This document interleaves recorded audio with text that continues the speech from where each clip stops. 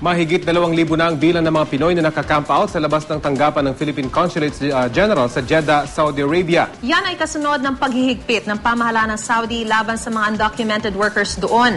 Mistulang tent city na sa gilid ng opisina. Panawagan nila sa pamahalaan ng Pilipinas, tulungan silang makauwi.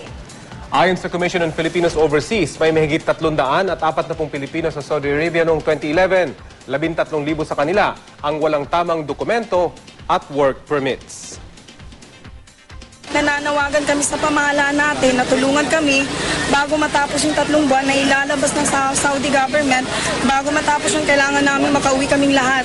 Ang ginagawa namin ngayon ay nakikipag-ugnayan sa Saudi Authority, particular na sa Ministry of Foreign Affairs.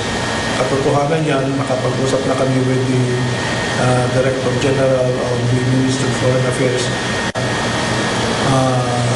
Kung po pwede ay i-waive ang mga penalties na due the government, no? Yung mga fines at saka fines for crowd-scrambling as well as fines for